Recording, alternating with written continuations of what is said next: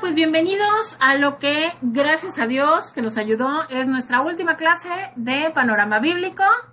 Si el Señor nos ayuda, esta clase terminamos de estudiar los libros de la Biblia. Entonces, vamos a darle porque es mucha información. Son todavía varios libros los que nos quedan por delante. No son libros tan grandes, con excepción del último, entonces sí podemos. No se preocupen, sí podemos. Y bueno, como siempre, antes de empezar, les voy a pedir que me acompañen. Vamos a orar.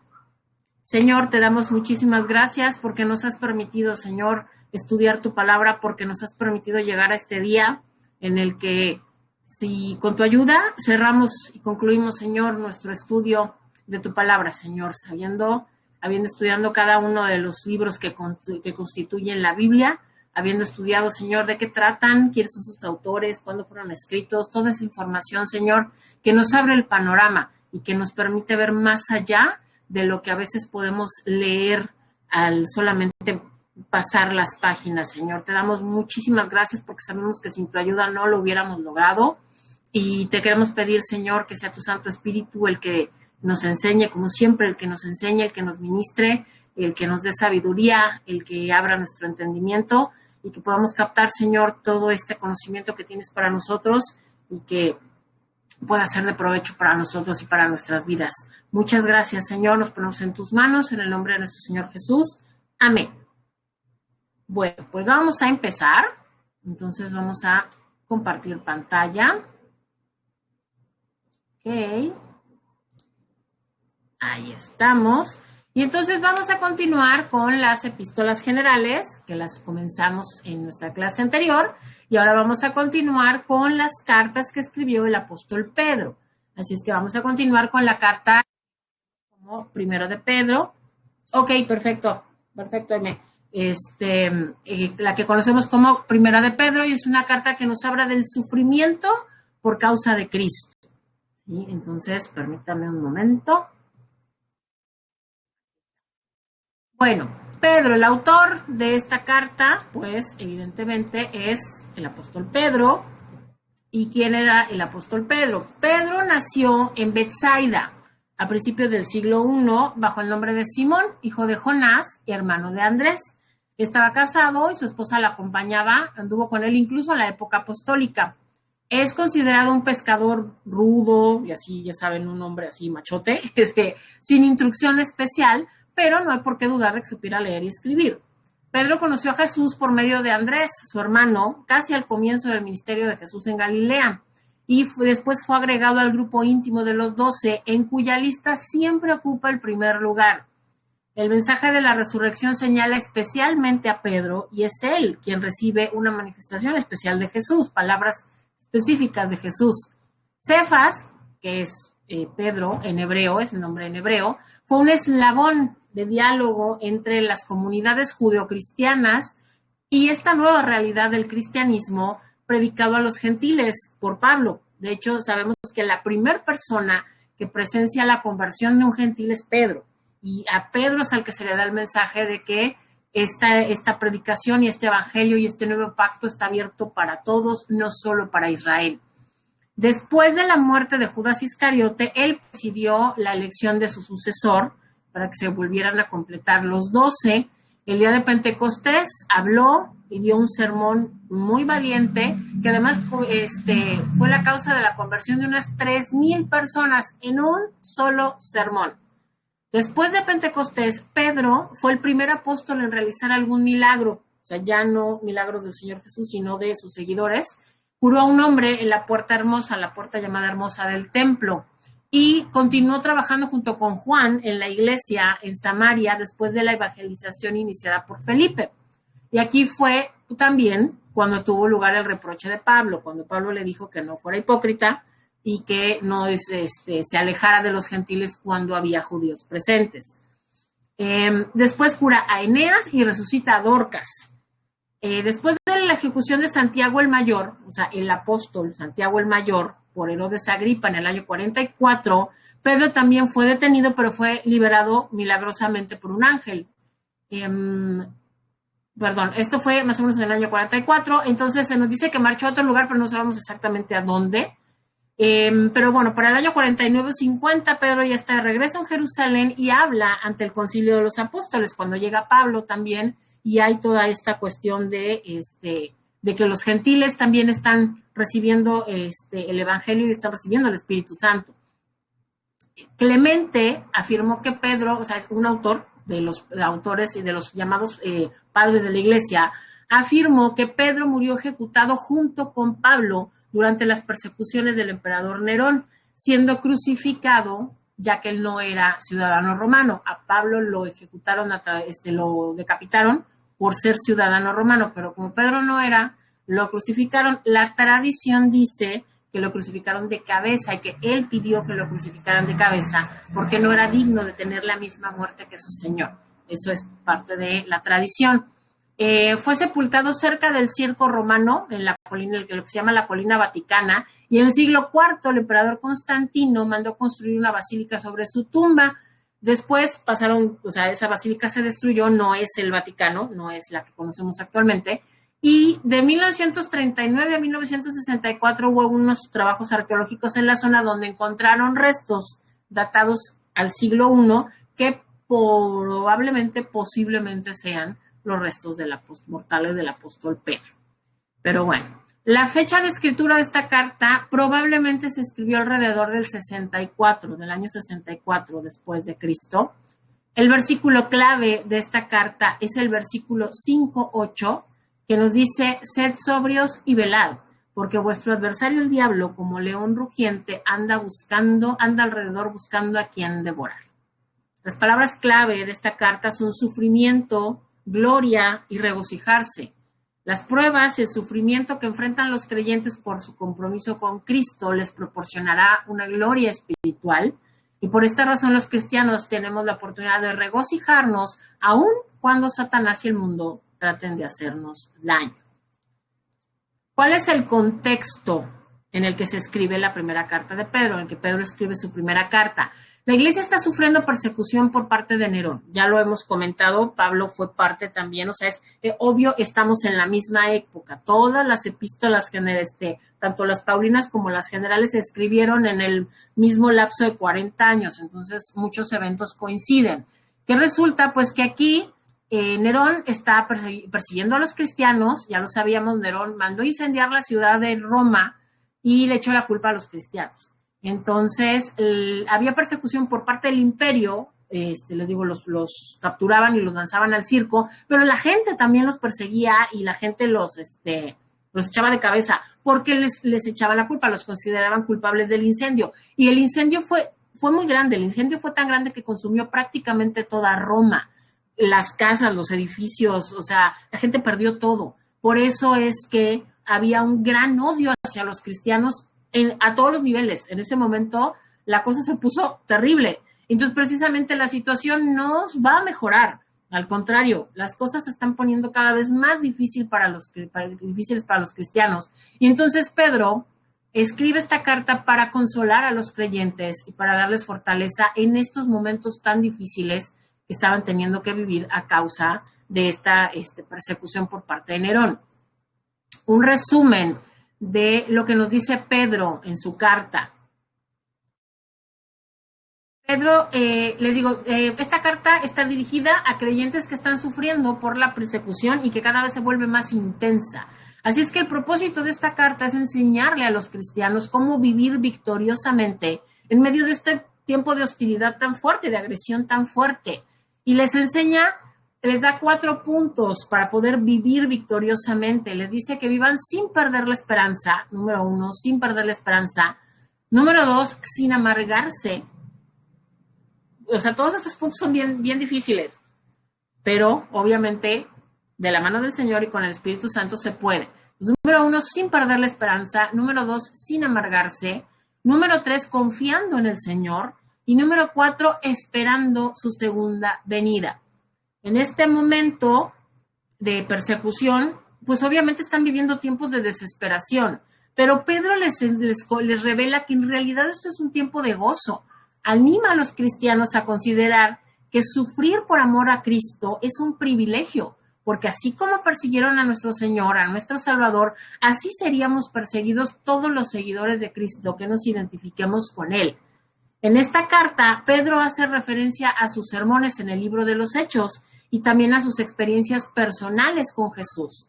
Para identificarse aún más con Jesús, todos los creyentes son llamados a santidad, a pureza y amor fraternal. La riqueza en Cristo le permite al cristiano vivir con la mente de Cristo en todos los aspectos de su vida. Pedro concluye con un consejo práctico declarando que Satanás es el gran enemigo del cristiano, pero que tenemos la seguridad del futuro regreso de Cristo y eso nos debe de dar esperanza hacia el futuro. ¿Qué temas trata la carta de Pedro, la primera carta de Pedro? Pues nos dice que la seguridad de la vida eterna es para todos los cristianos. Todos los cristianos tenemos esta seguridad de que si hemos venido a Cristo con un corazón sincero, pues entonces tenemos vida eterna en Él. Que Dios desea que pongamos toda nuestra ansiedad sobre Él. ¿Sí? Pongámonos en lo que ellos estaban viviendo. Obviamente es algo con lo que nos podemos relacionar. Digo, a nosotros, benditos a Dios, nadie, sobre todo en esta época y en el país en el que vivimos, nadie nos persigue por ser cristianos, así específicamente. No nos matan por ser cristianos, cuando menos aquí donde nosotros vivimos, porque hay estados de México en donde sí llegan a matar gente por ser cristiana, pero aquí no. Y desde hace muchos años no es así. Desde hace muchos años ya ni siquiera se nos ve feo por decir que somos cristianos. Entonces, a lo mejor no podemos identificarnos con la persecución como tal que estaban sufriendo ellos, pero sí podemos identificarnos con el hecho de vivir cosas duras y cosas difíciles en la vida y que también a veces a lo mejor persecución no es precisamente el que te vayan a matar, pero sí es esta cuestión de que se burlen de ti, que te señalen, que te hagan la vida difícil, que te hagan la vida cansada en tu trabajo o en la escuela por el hecho de ser cristiano. Entonces Dios quiere que todos esos problemas, que todos esos sentimientos de ansiedad, de preocupación, los llevemos a Él y se los entreguemos a Él. ¿Sí? Y precisamente nos dice que una manera de identificarnos con Cristo pues es compartir su sufrimiento, que tengamos, por eso dice que tengamos por gozo, o sea, que es un privilegio sufrir por causa de Cristo, porque además cualquier tipo de sufrimiento que nosotros llegamos a padecer, nunca le va a llegar ni al dedo chiquito a lo que sufrió el Señor. Entonces, vaya, eso debe ser nuestro aliciente. Nos dice que sufrir por una vida justa da como resultado gloria, mientras que sufrir por una vida de pecado resulta en vergüenza. ¿Sí? Presenta estos dos extremos respecto al sufrimiento, porque además a final de cuentas el sufrimiento es algo que se va a dar en la vida, seas o no seas creyente, el sufrimiento es inherente porque vivimos en un mundo caído. La diferencia es cómo lo vamos a tomar y dependiendo de cómo lo vamos a tomar, cuál es el resultado que va a producir ese sufrimiento. Satanás nos odia y procura nuestra derrota. Y aquí Pedro es bien claro. O sea, Satanás es un enemigo y es el enemigo mortal, literalmente, de los cristianos. No le somos indiferentes, nos odia. Nos odia con todo su ser. Entonces tenemos que tener eso muy, muy en claro para no bajar la guardia. Porque sí, es un enemigo derrotado, ya lo sabemos. Y él ya sabe que está derrotado, sabe que no nos puede tocar en muchos aspectos, sin embargo, sí nos puede hacer la vida cansada, sí nos puede hacer la vida complicada, entonces hay que estar siempre bien atentos. Y nos dice que la felicidad es para aquellos que son obedientes a Cristo y están sujetos a Él. La felicidad, el gozo, la paz, la tranquilidad solamente la vamos a encontrar dentro de la obediencia al Señor, estando sujetos a nuestro Señor Jesús. ¿Sí? Bueno, y esto es la primera carta del apóstol Pedro. Después continuamos con la segunda carta que escribió el apóstol Pedro, y en esta carta nos dice que tengamos cuidado con los falsos líderes. Esta carta la escribió más o menos unos 2 años después de haber escrito la primera carta, la escribió probablemente en el 66, y es una carta en donde, bueno, el versículo clave de esta carta es el 3:9, donde nos dice: el Señor no retarda su promesa, según algunos la tienen por tardanza, sino que es paciente para con nosotros, no queriendo que ninguno perezca, sino que todos procedan al arrepentimiento. Las palabras clave de esta carta son conocimiento y últimos días. El método de Pedro para refutar el falso conocimiento que se está propagando es recordarle a los creyentes que el verdadero conocimiento está basado en una experiencia personal con Cristo. A este crecimiento en la gracia de Dios se suma un mejor entendimiento de los últimos días, cuando los impíos serán juzgados, ¿sí? Teniendo un poquito de contexto de cuándo y cómo y por qué escribió esta carta Pedro, esta segunda carta está escrita poco antes de su muerte. Probablemente, no es seguro, pero probablemente incluso la haya escrito en prisión, porque él también fue puesto en prisión, así como Pablo, aunque no junto a Pablo, ojo. Mientras que en su primera carta a los creyentes lo que hacía era combatir la persecución desde afuera, ¿sí? O sea, las amenazas venían de afuera. En esta ocasión Pedro habla de otra amenaza crucial, que es la falsa enseñanza desde adentro de la iglesia, ¿sí? O sea, la amenaza en la primera carta viene de afuera, en esta segunda carta la amenaza está saliendo de adentro. Esta enseñanza ha contribuido grandemente a la apostasía de los cristianos en Asia Menor, que es a quienes Pedro les está escribiendo. La misión de las palabras de Pedro es poner al descubierto a estos falsos maestros y animar a los creyentes a madurar en la verdad de Dios.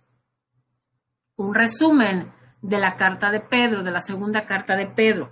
Esta carta anima a los creyentes a crecer en Cristo, algo que es totalmente factible y totalmente adecuado cuando estamos cimentados en el conocimiento del Evangelio. La palabra de Dios nos da todas las promesas necesarias para poder llegar a una obediencia y es totalmente confiable como una revelación, como la revelación de verdad y de profecía. Pedro habla a detalle sobre los peligros y aspectos destructivos del ministerio perverso de los falsos maestros, cuyos intereses no están en Dios, sino en la glorificación propia y en su codicia. Y sin embargo, nos aclara que la justicia de Dios prevalecerá. Otro tema que se menciona continuamente en la carta es la importancia del conocimiento. La palabra conocimiento o alguna forma de la palabra de conocimiento aparece 16 veces en esta carta que solo tiene 3 capítulos. O sea, enfatiza mucho Pedro en esta palabra porque nos dice que la solución a la falsa enseñanza es el conocimiento de la doctrina verdadera, es el conocimiento de la verdad de la palabra de Dios. Otras características distintivas de esta palabra incluyen la afirmación así precisa del origen divino de las escrituras, o sea que son inspiradas por Dios. Aquí se nos da el dato de que el mundo va a ser destruido por fuego, ¿sí? Y el reconocimiento de que las cartas de Pablo son inspiradas por Dios. ¿Sí? O sea, aquí Pedro reconoce que lo que Pablo escribe está inspirado por el Señor. Entonces, digamos que es el mismo, evidentemente, al estar Pedro escribiendo inspirado por el Señor, pues lo que está haciendo es confirmar que esta otra persona, que en este caso era Pablo, también estaba hablando de parte de Dios y está complementando su misma palabra, ¿sí? Recuerdo una cuestión así rapidita. Recuerdo que cuando estaba en la universidad, y vaya, también probablemente en la preparatoria, los que pasaron por sus clases de física, si se acuerdan que nos enseñaron estos conceptos de entropía y extropía, y recuerdo mucho, a mí me llamó mucho la atención cuando leí esta segunda de Pedro diciendo que el mundo va a ser destruido por fuego porque dice que los elementos se van a fundir. Y eso, los científicos están totalmente de acuerdo en que el Sol, que es el centro de nuestra galaxia, en que el Sol va a implotar, o sea, el Sol se va a hacer para adentro, y al hacerse para adentro va a jalar todos los planetas y se van a fundir, todo se va a fusionar, y el universo completo vive este concepto de entropía, que es que se está extinguiendo y se está contrayendo, poquito, poquito, poquito, poquito. ¿Por qué? Porque va a llegar a un punto en el cual se va a contraer todo y se va a fundir, ¿no? Entonces, vaya, son estos conceptos en que la Biblia no es un libro de ciencia, es un libro espiritual, pero son estos puntos en los cuales es como la realidad, la verdad de la Escritura se cruza con la ciencia, y vemos que la ciencia no es, al contrario, la ciencia es, yo siempre he pensado que la ciencia es una manera, es la forma en la que el Señor nos explica cómo le hizo para todas las cosas, para que funcionen todas las cosas en el universo. Ni de ninguna manera es para refutar la palabra de Dios, sino al contrario, para confirmarla. Pero bueno, continuamos con la segunda carta de Pedro. ¿Qué temas habla la carta de Pedro? Nos dice que tengamos cuidado, que el engaño tiene muchas formas, pero la verdad tiene una sola forma, la forma de Dios. ¿Sí? Nos dice, este es un versículo también muy importante, el 3:9, donde nos dice que Dios ha demorado su juicio para que más personas vengan al arrepentimiento.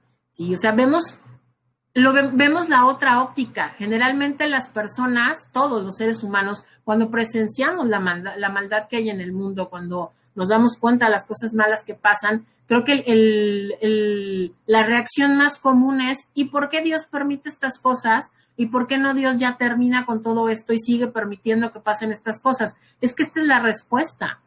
¿Sí? Es que esta es la respuesta. No es que Dios permita o sea, no es que Dios haga que pasen cosas malas. Por supuesto que no. Pero lo que pasa es que Dios sigue permitiendo que el tiempo pase porque está dando oportunidad a que más gente se arrepienta, a que más gente crea. El Señor quiere que todos procedan al arrepentimiento. Y por eso está dando tiempo. Ahora nos asegura que va a haber destrucción para quienes se burlen de la palabra de Dios. Ojo con esto y hay que tener mucho cuidado. Obviamente es una advertencia pues para los inconversos, ¿no? Pero hay que tener mucho cuidado con eso. La madurez en Dios llega a medida que crezcamos en nuestra relación personal con el Hijo de Dios, con el Espíritu de Dios y con la palabra de Dios. La madurez espiritual no va a llegar así solita, ¿no? Como un ejemplo que usa mucho mi esposo, que dice es que no, o sea, no vas a ir caminando por la calle abajo de una palmera, te va a caer un coco en la cabeza y cuando despiertes dices, oh, ya crecí espiritualmente, ya soy maduro. No, eso es algo que se tiene que hacer todos los días y se va a lograr solamente teniendo una relación con Dios, con el Hijo, con el Espíritu, con su palabra. Y que al final la justicia prevalecerá sobre la maldad, ¿no? Esto obviamente debe de haber sido una esperanza y no sé, invaluable para los creyentes que estaban pasando por momentos tan difíciles en ese momento. La persecución, les digo, fue una cosa espantosa, la persecución que se dio en Roma. Una cosa terrible, mataron a muchísima gente, a familias completas las echaban al circo romano, pero además lo más maravilloso es que esa esperanza también es para nosotros el día de hoy. Cuando nos pasan cosas difíciles, cuando vivimos cosas muy duras, cuando a veces por el hecho de vivir en este mundo lleno de maldad nos tenemos que enfrentar con el mal, porque a veces nos toca enfrentarnos con el mal a la cara. Sabemos que a final de cuentas la justicia del Señor va a prevalecer. Eso debe ser nuestra esperanza. ¿Sí? Bueno, y esta es la segunda carta del apóstol Pedro, que fueron las dos cartas que él escribió, los dos libros que él escribió. Después de haber escrito esta carta, el apóstol fue ejecutado, desafortunadamente. Ahora vamos a pasar a las tres cartas que escribió el apóstol Juan. Y vamos a empezar por la primera carta de Juan, en donde nos dice que Dios es amor.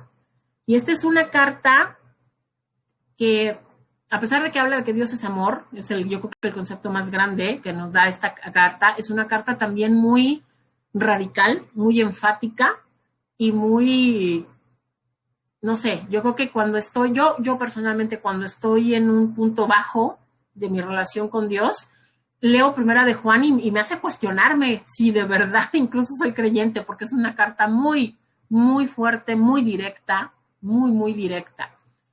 Bueno, el escritor es Juan, ya conocemos, ya cuando estudiamos el Evangelio de Juan, pues hablamos de la vida de Juan, entonces, bueno, ya hablamos un poquito de la vida de Juan, pero bueno, en este caso, la epístola como tal, o sea, la carta como tal no identifica al autor, porque es una carta un poquito rara, porque no tiene la estructura de una carta común, o sea, no tiene un saludo, un cuerpo y una despedida, como lo tienen, por ejemplo, todas las cartas de Pablo.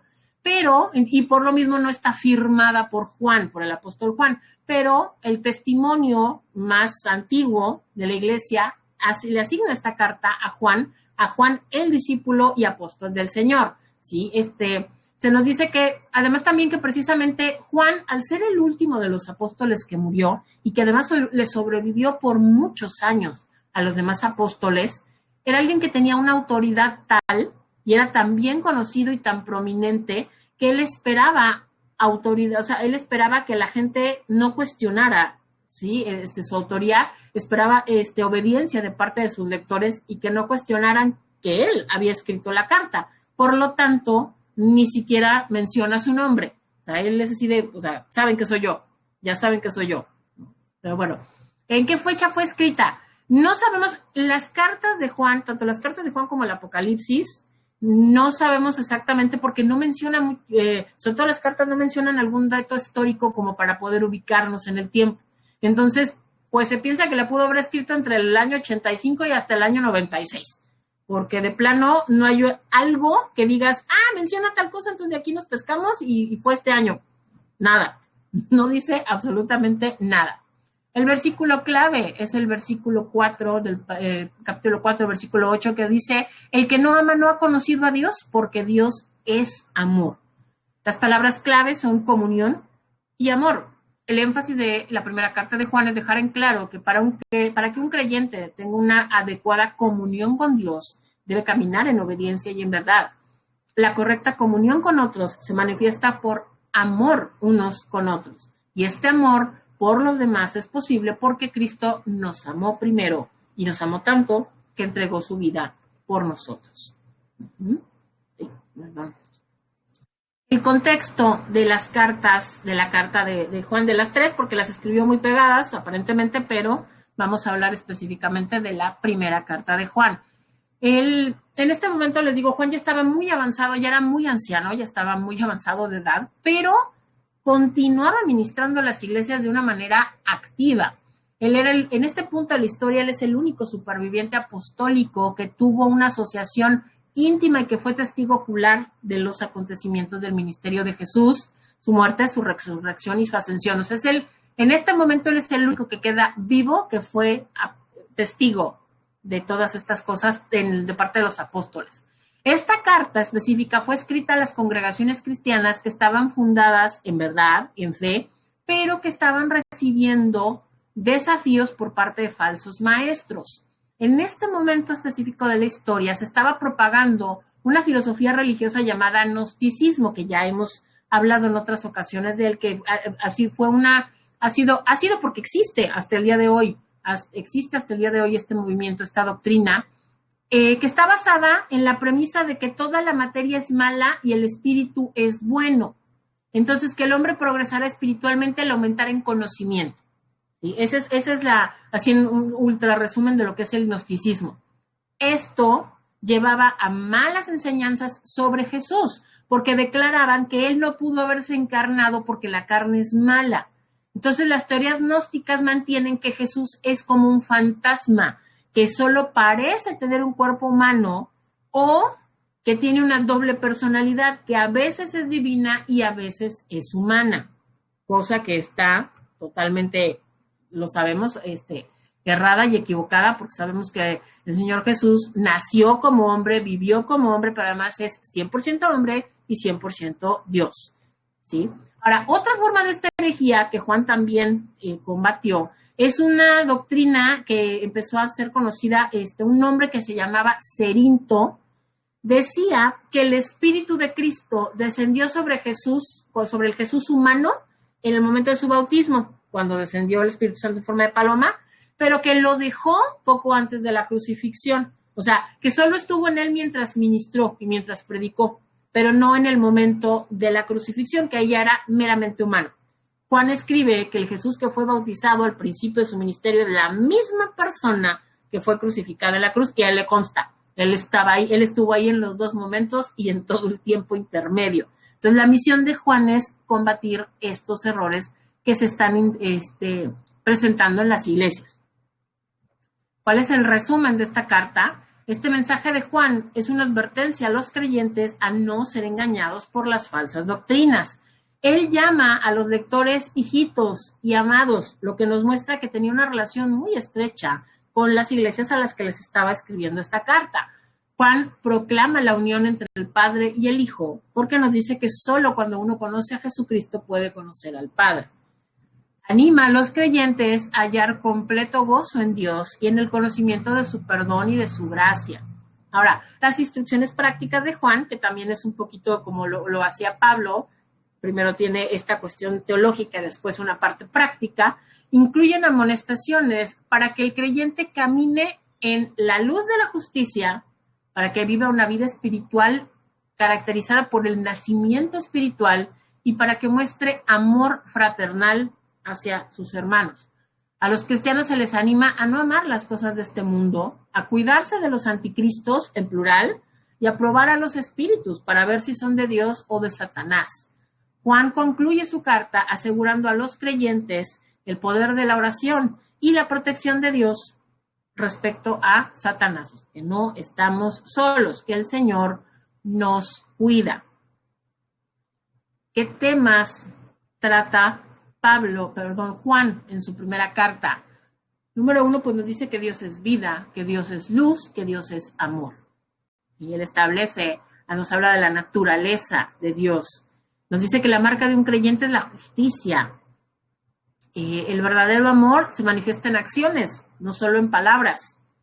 ¿Sí? Eso, fíjense cómo es una constante en las cartas, en las cartas de los demás. O sea, eso lo habla Pablo, lo habla Santiago también muy enfáticamente, y también retoma el tema Juan. Se trata de acciones, no solo de palabras. El perfecto amor ahuyenta todos los temores. No tenemos por qué tener miedo si estamos en Cristo, porque el perfecto amor ahuyenta el temor.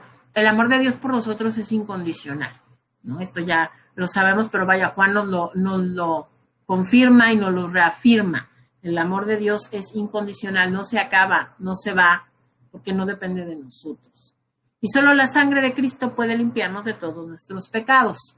Estas son cosas que ya las sabemos y los creyentes ya las sabían, pero tenían que reafirmarlas. Y el escucharlas de parte de alguien que caminó con el Señor, que estuvo presente en los momentos clave del ministerio de Jesús, pues obviamente le dan más peso a estas palabras, ¿no? Saber que las está diciendo alguien que las escuchó de la fuente directa, porque él estaba ahí presente, ¿no? Él estaba junto a él presente. Pasamos a la segunda carta de Juan, y en la segunda carta de Juan nos dice que nos cuidemos de los falsos maestros. Aquí también es Juan, evidentemente, el que escribe esta carta. La fecha, pues les digo, estamos en ese lapso más o menos entre el 85 y el 96. No sabemos exactamente cuándo la escribió. Y en esta carta hay una curiosidad. En esta carta, Juan se describe a sí mismo como el anciano, lo que nos indica, obviamente, su edad, que ya era de una edad muy, muy avanzada, pero también nos puede indicar su autoridad y su estatus dentro de la estructura y la fundación de la Iglesia cristiana cuando él estaba involucrado con el ministerio de Jesús. Segunda y tercera de Juan son las cartas más cortas del Nuevo Testamento. Cada una de ellas contiene menos de 300 palabras en griego en el escrito original. O sea, que cada carta, estas sí son cartas personales, así, correspondencia personal, porque cada una de estas cartas podía caber en una sola hoja de papiro. O sea, literalmente es una carta que Juan escribió. Y en este caso dice que está dirigida a la hermana elegida y sus hijos. Y esto, hay quienes piensan que está hablando específicamente, literalmente, de una mujer cristiana y sus hijos, que puede ser que tuvieran alguna especie de iglesia en casa y se está refiriendo a ellos y a esa congregación, o que también puede estarse refiriendo de manera figurada a una congregación y a los creyentes, o sea, la congregación como la mujer y los creyentes como los hijos. En cualquiera de los dos casos se aplica muy bien y queda muy bien lo que dice. Las palabras claves de aquí, el versículo clave es el versículo 5, en donde Juan dice, y ahora te ruego, señora, no como escribiéndote un nuevo mandamiento, sino el que hemos tenido desde el principio, que nos amemos unos a otros. Las palabras claves de la segunda carta de Juan son verdad y caminar. El tema de la verdad trasciende en segunda de Juan. Esta verdad aboga por el conocimiento, el amor y el gozo para los creyentes que caminan en estas virtudes. Y Juan usa su autoridad apostólica para ordenarles que caminen en obediencia y advertirles a los creyentes sobre los falsos maestros que no siguen las enseñanzas del Señor. ¿Sí?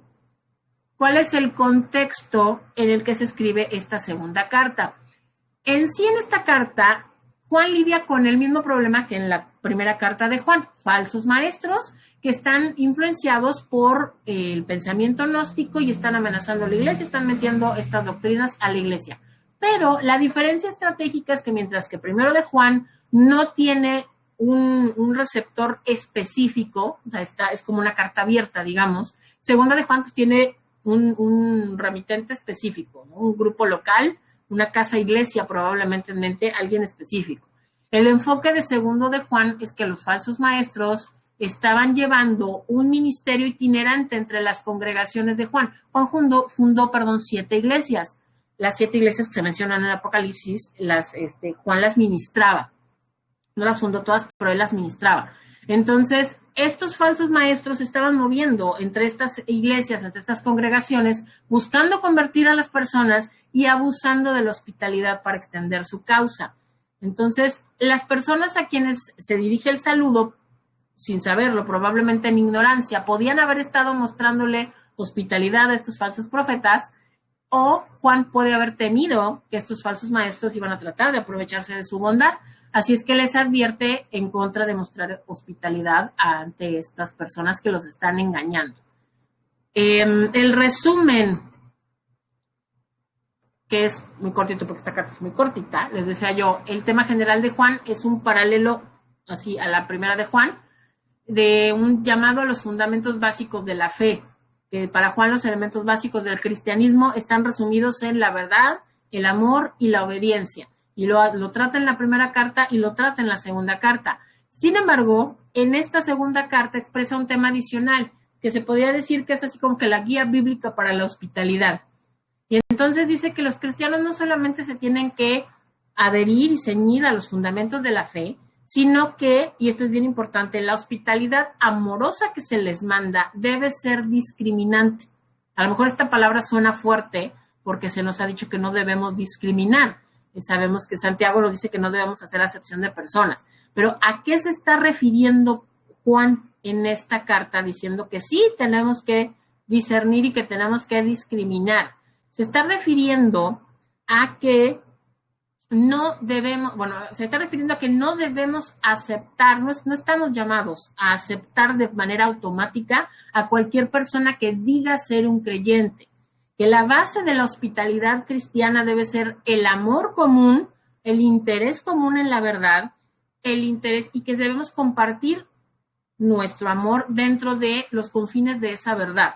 O sea, debemos de tener una misma doctrina. La doctrina básica fundamental debe ser la misma, ¿sí? A eso se refiere Juan, debe ser la misma. No debemos aceptar en nuestra casa, literalmente está hablando de eso, no debemos aceptar en nuestra casa gente que traiga una forma de pensamiento, una creencia diferente a la nuestra. O sea, diferente a la verdad del Evangelio, más allá de que sea nuestra creencia, diferente a la verdad del Evangelio, ¿sí? De otra manera, los cristianos podrían ayudar a aquellos que están tratando de destruir las verdades básicas de la fe. La doctrina sana debe de servir como prueba, debe ser la prueba de comunión y la base de separación entre aquellos que dicen ser cristianos y los que realmente son cristianos. Entonces aquí Juan es enfático en que no se debe de recibir a alguien que no cree en el Evangelio, porque nos hacemos cómplices de lo que están promocionando, digamos, de lo que están llevando, de la doctrina que están llevando. Entonces tenemos que tener mucho cuidado con eso. Los temas que nos da Juan, nos dice que los anticristos, porque son muchos, están en el mundo y procuran engañarnos. Nos dice que la obediencia y el amor son inseparables. Y esto es algo que, obviamente es algo que él escuchó de Jesús. Recordemos cuando Jesús dijo, si queréis ser mis amigos, obedecer mis mandamientos. Y a eso se está refiriendo Juan. Nos dice que si un cristiano apoya actividades idólatras, está tomando parte en esta maldad. Aguas con esto, es bien importante. Muchas veces bajamos la guardia. Y en un afán de que no nos consideren fanáticos, en un afán de que no nos consideren sectarios incluso, en el afán de parecer normales, participamos de cosas que no debemos, ¿sí? O estamos de acuerdo con prácticas con las que no deberíamos estar de acuerdo. Entonces hay que tener mucho cuidado con esto porque no es una cosa menor. Y eso precisamente por eso hace tanto énfasis Juan en esto, y es el énfasis en esta carta. Eso no es algo menor, es algo serio, es algo serio, es algo importante. Y también nos dice, si cierra la carta, que hay un gran gozo para quienes ayudan a otros a crecer en la verdad del Evangelio. ¿Sí? Y continuamos con la tercera carta de Juan, que nos dice que los líderes deben de ser humildes. La tercera carta de Juan, escrita, ya sabemos, por Juan, en este mismo periodo de tiempo, es una carta, les decía yo, muy pequeñita, esta también es muy chiquitita, probablemente la escribió más o menos al mismo tiempo o poquito después de la segunda, y las escribió, también se cree que hasta las 3 cartas las escribió durante su ministerio en Éfeso, en la última parte de su vida. El versículo clave es el versículo 11, en donde dice, amado, no imites lo malo, sino lo bueno. El que hace lo bueno es de Dios, pero el que hace lo malo no ha visto a Dios. Las palabras claves de la tercera carta de Juan son gozo y hospitalidad. El gozo abundante que Juan expresa es por la fidelidad de Gayo y otros creyentes que continúan caminando en la verdad. La hospitalidad que muestran a los predicadores itinerantes y a otros cristianos es una característica que la iglesia debe de tener. ¿Sí? El contexto rápido de esta carta. Esta carta se concentra en 3 personajes. Esta también es una carta personal, es una carta de un individuo a un individuo. Es una carta que Juan le escribe a un hermano llamado Gayo, ¿sí? No Gallo de los yucatecos, no es ese Gayo, no. Ese Gallo era un nombre romano y era muy común. Y al parecer Gallo era un pastor en una iglesia, era un pastor de una iglesia, tenían una iglesia en su casa probablemente. Entonces se concentra en 3 personajes. En Gallo, que era este pastor, al cual Pablo, perdón, por la costumbre de que todas las demás cartas son de Pablo, me quedé estacionada ahí con él. Él, les digo, es un pastor que está caminando en la verdad del Evangelio. Es un buen pastor, es un buen cristiano. Después tenemos a Diótrefes. Y resulta que este tal Diótrefes es una persona que tenía una posición de liderazgo en la iglesia. Sin embargo, era un hombre muy orgulloso y provocaba disensiones. Y la tercera persona que se menciona en esta carta es Demetrio, que es un laico, es un hermano de muy buena reputación, que probablemente le llevó la carta de Juan a Gallo. En este momento de la historia hay una gran cantidad de misioneros itinerantes que predican el evangelio de iglesia en iglesia y son sostenidos por los miembros de las iglesias que los llevan a sus casas. Juan aprovecha esta oportunidad para alabar la generosidad de los hermanos que están ayudando a estos misioneros. Si alguien entendía, en un resumen, si alguien entendía la necesidad de los obreros itinerantes, pues era Juan, porque él estuvo viajando con el Señor Jesús por 3 años. Él sabía lo que era depender completamente de la gente, de que la gente los ayudara, de la bondad de las personas, ¿no? Entonces, él entiende perfectamente esto. Así es que felicita a Gallo por su apoyo a estos evangelistas itinerantes. O sea, Juan sabe que está apoyando a estos hermanos misioneros y lo felicita por eso. También señala a este famoso Diótrefes, que resulta que tiene una actitud completamente contraria a la actitud de Gallo, pero además una actitud muy mala, porque resulta que no quiere apoyar a estos misioneros itinerantes, a estos evangelistas, no los quiere apoyar, no reconoce la autoridad de Juan, o sea, así como de que, ajá, sí, Juan, pero Juan dice, pero Juan no está aquí, ¿no? Y aquí mis chicharrones truenan, y llega al punto de que expulsa de la iglesia a las personas que quieren apoyar a estos misioneros. O sea, este señor se adueñó de la iglesia, prácticamente. Dijo, esta es mía, esta es así, ¿de acuerdo a esa canción de cuando éramos niños? De el patio de mi casa es particular. Pues así, esta es mi iglesia, mía, de mí, particular, y aquí se hace lo que yo digo. Y pues no, obviamente que no es así. Y también alaba a Demetrio por su buen testimonio. Dice que es un buen cristiano, que es un buen hermano, y que por eso le pide que lleve la carta, ¿no? Y concluye la carta, Juan promete corregir esa situación que se está dando con Diótrefes personalmente, pero mientras envía la carta a través de Demetrio y concluye la carta con un deseo de visitarlos pronto, de ir a verlos pronto. ¿Qué temas trata la tercera carta de Juan? Pues la tercera carta de Juan nos dice que la familia de Dios debe sostener a otros miembros de la familia que proclaman el Evangelio. Eso es algo que Pablo ya había dicho. Pablo dice que el que predica el Evangelio, que viva del Evangelio, porque es un trabajo de tiempo completo. Y pues ahora Juan también lo dice. También dice que cuando sostenemos económicamente a un obrero, nos convertimos en asociados de ese obrero. O sea, digamos que un poquito de lo bueno que está haciendo y de esta buena y gran obra que está haciendo, pues un poquito también es nuestra. También somos parte de esa buena obra que está haciendo, de esa gran obra que está haciendo al apoyarlo. Y bueno, nos dice que una buena reputación es la consecuencia de un cuidadoso caminar con Dios, obviamente, y que los creyentes deben permanecer firmes contra los hipócritas que tratan de debilitar la misión de la iglesia. Esta gente que pone, y probablemente así era Diótrefes, este tipo de gente que ya empieza a poner por delante del evangelio y por delante de la gente a la iglesia, pero no al cuerpo, sino al templo, ¿no? A la institución, a la constitución, a las ordenanzas, antes que la palabra de Dios, antes que el cuerpo de Cristo, antes que la gente a la que hay que predicar. Entonces hay que tener mucho cuidado de no caer en esos errores. Hasta aquí terminamos con las cartas de Pedro y las cartas de Juan. Hasta este punto, ¿hay alguna duda, alguna pregunta, algún comentario? En lo que tomo agüita.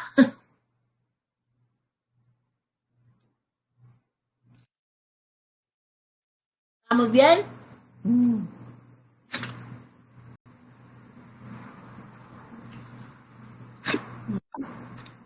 Perfecto. Sí, Juan Carlos, ¿me vas a decir algo? Que todo bien. Ah, ok. Que sí. Ok, perfecto. Bueno, pues vamos a continuar. Ya casi acabamos. Sigamos, con ganas, sigamos, que ya casi acabamos. Vamos a continuar con la carta de Judas. Vamos a continuar con la carta de Judas, que es la última carta, es la última epístola que se encuentra en el Nuevo Testamento. Y esta carta nos habla y nos lleva a contender por la fe. ¿Sí? Judas. ¿Quién era Judas? Judas era un nombre muy común en Palestina. Y de hecho en el Nuevo Testamento hay por lo menos 8 hombres llamados Judas. ¿Sí? El autor de Judas generalmente ha sido aceptado como Judas, el hermano del Señor, o medio hermano, si somos muy fijados en eso, del Señor. Hay que diferenciarlo de Judas, el hermano de Jacobo, porque se dice que, número uno, Judas en su carta dice ser el hermano de Jacobo, refiriéndose al líder del concilio de Jerusalén, y ese Jacobo o Santiago, que es el que escribió la carta de Santiago, y también era hermano de Jesús. También tenemos que la salutación de Judas, el saludo al iniciar, es muy similar al de Santiago. Y también tenemos el hecho de que Judas no se identifica a sí mismo como apóstol, cosa que sí hace, por ejemplo, Pablo en varias ocasiones, sino que más bien se distingue entre él y los apóstoles. O sea, como que más bien dejan claro que él no es apóstol. Como sus hermanos, al igual que Santiago, él no creyó en Cristo sino hasta después de la resurrección. Según la tradición, esto no está en la Biblia, predicó en Mesopotamia y ahí fue martirizado. No hace referencia alguna a su relación con Jesús al principio de su carta, sino que se refiere a sí mismo como siervo del Señor Jesucristo. Esto nos hace ver, esto es algo que también hace Santiago. Santiago no hace referencia a su relación con Jesús en la carne. Esto nos señala a un hombre que, a pesar de que fue criado como hermano de sangre del Señor y de Santiago, aprendió a considerar a Jesús como su Salvador y no por la relación que tuvo en la carne con él. Judas y Santiago tuvieron una experiencia única en la iglesia cristiana al convertirse en discípulos de aquel maravilloso con el que se criaron, ¿no? Y bueno, nos dice que curiosamente hay un registro, algo que no se da con otros autores bíblicos, hay un registro de los descendientes de Judas, de la gente de sus descendientes, de sus nietos y sus bisnietos. Nos dice que durante el reinado de Domiciano, que fue más o menos del 81 al 96, es el que estuvo después de Nerón, al parecer, el César, o sea, este rey, este emperador, los mandó llamar a los descendientes de Judas para cuestionarlos sobre Cristo y su reino.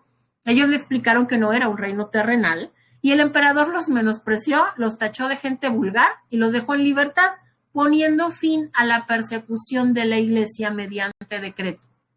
¿Sí? O sea, esto sirvió para que dejaran de perseguir a los cristianos. Para este emperador, cuando habló con los descendientes de Judas, fue así como de, ¿tanto pancho por estos? O sea, no valen la pena. Y dijo, ya, dejen de perseguirlos, por decreto, he dicho. Y gracias a los descendientes de Judas, se detuvo la persecución a la iglesia. Los que habían sido liberados en ese momento dirigieron las iglesias por haber testificado y por pertenecer a la familia del Señor, y vivieron hasta el emperador Trajano. Un autor llamado Eusebio refiere que cuando estaba el emperador Trajano, algunos sufrieron el martirio. Y otro autor que se llamaba Epifanio de Salamina menciona a un tal Judas Quiriacos, que era bisnieto de este Judas y que fue el último obispo judío de Jerusalén. Y ya de ahí, pues ya la iglesia se dividió y todo ya, ¿no? Pero bueno, entonces ahí tenemos un poquito de la historia familiar de Judas, que en cierta manera pues es un poquito la historia familiar de Jesús, porque es su familia también, ¿no? Pero bueno, la fecha de escritura, honestamente no tenemos una fecha, o sea, se da una fecha más o menos entre el 65 y el 80, pero por el tema de la carta, porque al igual que las cartas de Juan, no menciona algún hecho del cual se puedan agarrar para decir, ok, esto se escribió más o menos en esta fecha. No menciona ningún hecho histórico presente al momento de que se escribió la carta, pero por el tema de la carta es por lo que más o menos la ubican entre el año 65 y el 80. O sea, sí es un periodo muy largo, pero es más o menos en lo que se puede ubicar. El versículo clave es el versículo 3, que dice, amados, por la gran solicitud que tenía de escribiros acerca de nuestra común salvación, me ha sido necesario escribiros exhortándoos que contendáis ardientemente por la fe que ha sido dada una vez a los santos. Las palabras claves son contender e impíos. La misión de esta carta es instar a los creyentes a contender por la fe que les ha sido confiada y detalla el pecado y el juicio seguro de los impíos. ¿Sí? Haciendo un poco de contexto de cuándo y de por qué Judas escribió esta carta. Judas vivió en una época en la que el cristiano estaba bajo ataque por parte de Roma. Seguía la persecución y había una infiltración espiritual agresiva por parte de apóstatas que querían sembrar errores doctrinales dentro de la iglesia. Esta carta parece ser que fue escrita 25, más o menos, no exactamente, pero más o menos unos 25 años antes que la carta de Juan. Y entonces, aquí también habla, probablemente Judas estaba enfrentando a los inicios del gnosticismo. O sea, a final de cuentas, es lo mismo a lo que se estaba enfrentando Juan 25 años después. Estos falsos maestros, y Pedro, estos falsos maestros que querían introducir estas enseñanzas, obviamente erróneas, del gnosticismo, de que Jesús no es completamente humano ni completamente Dios, de que no podría tener cuerpo físico porque la carne es mala, vaya, todas estas cosas que ya vimos, ¿no? En este punto de la historia es lo mismo más o menos que cuando las cartas de Juan, ya murieron todos los apóstoles, ya solamente queda Juan, porque Juan le sobrevivió por muchos años a todos los demás apóstoles, murió muy viejito. Entonces aquí ya quedan muy poquitas personas que vieron y que conocieron y que caminaron con Jesús, ¿no? Ya quedan muy, muy poquitos. Y entonces Judas llama a la iglesia a pelear por la verdad, porque ve que está pasando, que está empezando algo que puede ser muy serio. Así es que los llama a que defiendan la verdad que les ha sido confiada, la fe que les ha sido confiada. Un resumen del libro de Judas. Es el único libro del Nuevo Testamento que está enfocado exclusivamente en confrontar la apostasía. La apostasía, perdón, es algo que se menciona en otros libros, en otras cartas, que lo menciona Pablo, que lo menciona Pedro, o sea, se menciona en otras cartas, pero Judas se centra en eso. Ese es el tema de su carta. Entonces, es la única carta que tiene solo un tema, ¿sí? Porque las otras cartas hablan de varias cosas. Judas habla de una sola cosa, y es la apostasía, los falsos maestros y la apostasía. Le advierte a los creyentes sobre los falsos maestros, les advierte lo que está pasando, les habla, les recuerda de los, precisamente, o sea, les está advirtiendo de estos hombres impíos con falsas doctrinas sobre Jesús y sobre la vida cristiana que están contaminando las iglesias. Les recuerda los juicios divinos previos por la incredulidad de Israel, la desobediencia de los ángeles y la corrupción de Sodoma y Gomorra. Ahora, a estos tres juicios también hay tres ayes, así de ay de aquellos, sobre los hombres impíos que siguieron el camino de Caín, el camino de Balaam y el camino de Coré. Judas hace referencia a la tradición judía al hablar de la profecía de Enoc sobre el juicio de los impíos. También hace referencia a las predicciones apostólicas de maldad, división y apostasía. Sin embargo, Judas termina la carta animando a los fieles a permanecer fuertes y a tener misericordia con los que dudan, y el poder y la autoridad de Cristo son proclamados con gran gozo al terminar la carta de Judas. ¿Qué temas trata Judas? ¿Qué temas podemos encontrar y señalar? Los cristianos deben cuidarse de los falsos maestros que se infiltran en la iglesia. Los impíos pueden ser detectados por lo que creen, por lo que hacen y por lo que dicen. Sin embargo, los creyentes deben ser misericordiosos hacia los incrédulos. Y que, o sea, vaya, Judas dice y nos invita y nos lleva y nos anima a contender ardientemente por nuestra fe, pero no está diciendo que vayamos y cacheteemos a la gente. Ojo, está diciendo que tenemos que ser misericordiosos con la gente que no conoce, con la gente que no sabe, pero que no debemos permitir que el error entre a la iglesia, que las falsas doctrinas entren a la iglesia.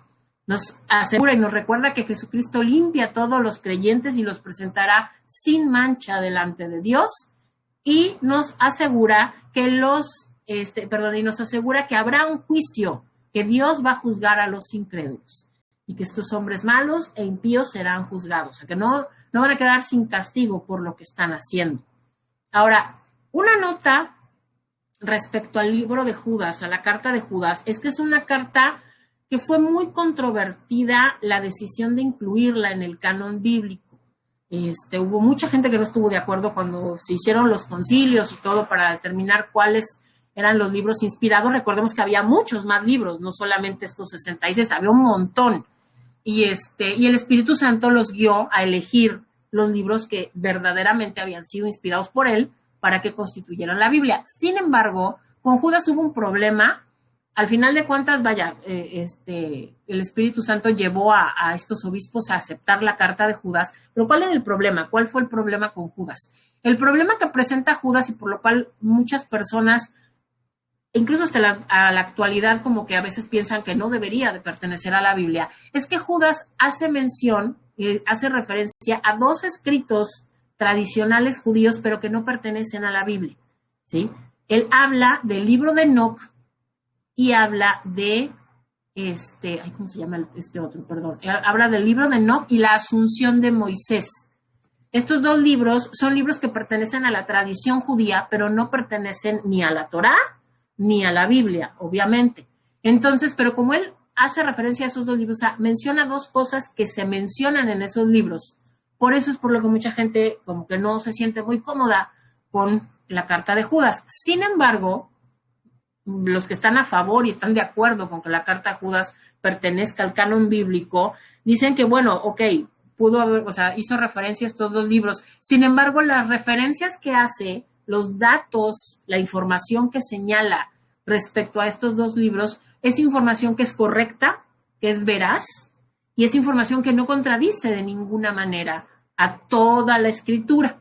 Entonces, no tenemos por qué dudar que esta carta fue tan inspirada por el Espíritu Santo como todos los demás libros de la Escritura, ¿sí?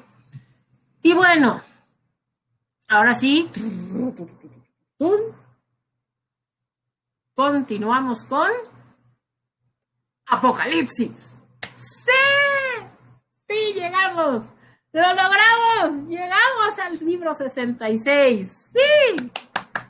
Llegamos al Apocalipsis y vamos a hablar, como les dije en la clase anterior, vamos a hacer solamente un vistazo, no vamos a profundizar porque es un libro muy profundo, muy denso y es un libro que requiere de una clase específica, solita, ¿no? para él. Pero vamos a dar una repasadita rápida a Apocalipsis. El libro de Apocalipsis fue escrito por el apóstol Juan. Al final de sus días ya estaba. Este libro, se piensa que no fue escrito en Éfeso, sino que este libro fue escrito en Patmos, cuando él estuvo exiliado allá. Pero bueno, vamos a empezar el título, Apocalipsis. A diferencia de la gran mayoría de los libros de la Biblia, Apocalipsis sí tiene título, o sea, sí empieza con su propio título. El versículo 1.1 dice, la revelación de Jesucristo.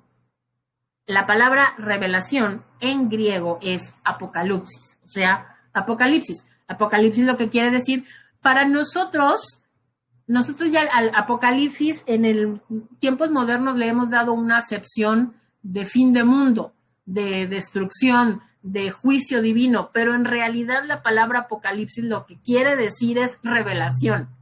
Eso es lo que quiere decir, revelación, descubrimiento, apertura. Eso es lo que quiere decir Apocalipsis y así empieza este libro. Ese es el título que sí tiene este libro. En este libro, el autor se identifica 4 veces. En 4 ocasiones se identifica a sí mismo como Juan. La tradición lo identifica de manera unánime como Juan el apóstol, el mismo autor del Evangelio y de las otras 3 cartas. ¿Sí? Hay testigos importantes dentro de los padres de la iglesia que incluyen a Justino Mártir, no es Ricky Martin, es Justino Mártir, perdón, Justino, Irineo, Clemente de Alejandría y Tertuliano. Resulta que muchos de los lectores originales del libro aún estaban vivos durante la vida de Justino y de Ireneo, y los cuales sostuvieron que fue el apóstol el que escribió este libro. ¿Sí? Hay un pequeño grupo de estudiosos que ponen en duda que sea el mismo Juan porque dicen que el estilo no es exactamente el mismo, el estilo de escritura, ¿se acuerdan que lo comentábamos en la clase anterior?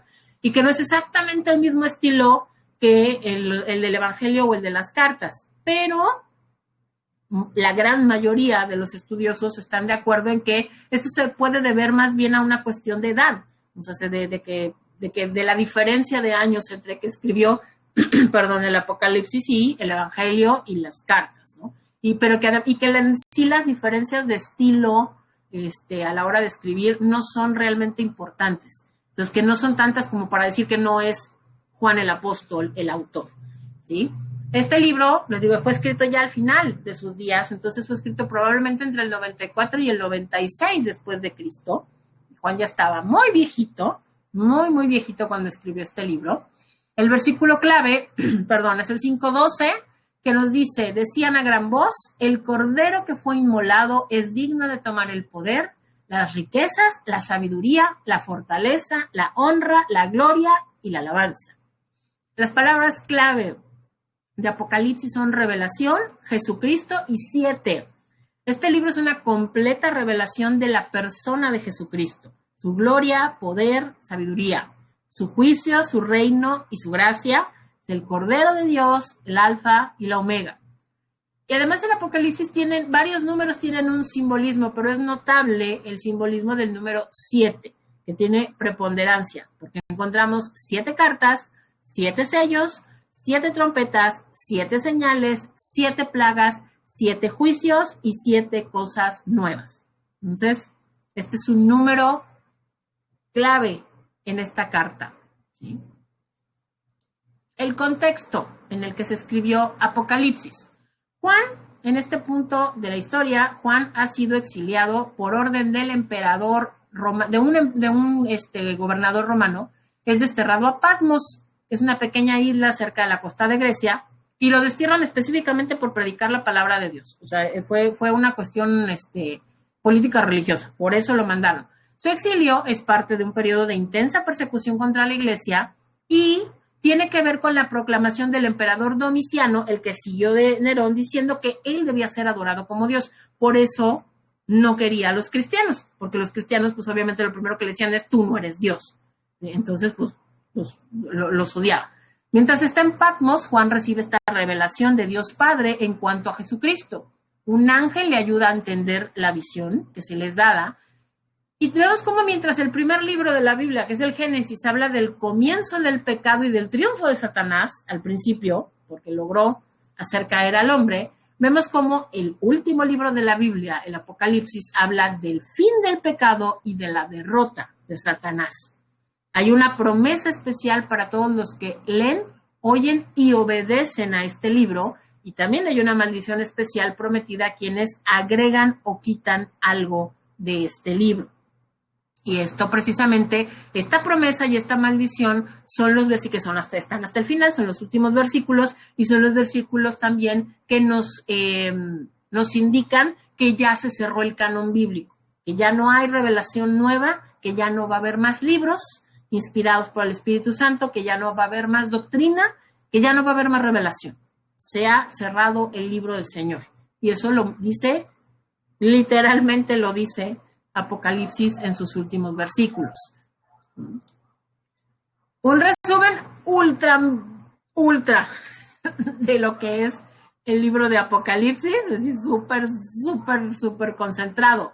Es un libro predominantemente profético, obviamente con muy poco material histórico. De manera histórica, probablemente podemos decir que solo son los tres primeros capítulos en donde se les da los mensajes a estas siete iglesias, que probablemente fueron elegidas para estos mensajes porque son las iglesias a las que Juan ministraba, las que estaban a cargo, digamos, de Juan, a las que él supervisaba. Probablemente es por eso que se escogieron esas siete iglesias, para que recibieran estos mensajes. Estas iglesias que están están ubicadas, en Asia Menor, en lo que es la Turquía moderna. Apocalipsis es, por sobre todas las cosas, una revelación de Jesús. Es el libro que nos lo muestra como el Hijo de Dios glorificado, ministrando entre las iglesias, como el testigo fiel, el primogénito de los muertos y el soberano de los reyes de la tierra. Nos lo muestra. En este libro es en el que vemos condensados, yo creo que casi todos los adjetivos y casi todos los nombres que se le dan a Jesús a lo largo del Nuevo Testamento. Aquí los vemos confirmados. Vemos cómo están en palabras del cielo todos estos nombres y estos adjetivos y estas menciones que se han hecho de Jesús. Se nos dice que es el alfa y el omega, principio y fin, el que es, el que era y el que ha de venir, el todopoderoso, el primero y el último, el Hijo del Hombre, el que estaba muerto pero ahora vive por los siglos de los siglos, el que es santo y verdadero, el amén, el testigo fiel y verdadero, el principio de la creación de Dios, el león de la tribu de Judá, el cordero del cielo, el que tiene autoridad para abrir el título de propiedad de la tierra, el cordero que está en el trono, el Mesías que reinará por siempre, el verbo de Dios, el rey de reyes y señor de señores, la raíz y el linaje de David, la estrella resplandeciente de la mañana. O sea, es una cosa maravillosa, abrumadora. O sea, este libro nos muestra a Jesús. Los evangelios nos muestran a Jesús en toda su humanidad. El Apocalipsis nos muestra a Jesús en toda la gloria de su divinidad, ¿sí? Y es algo que no, o sea, obviamente, pobrecito de Juan, o sea, fue una tarea titánica el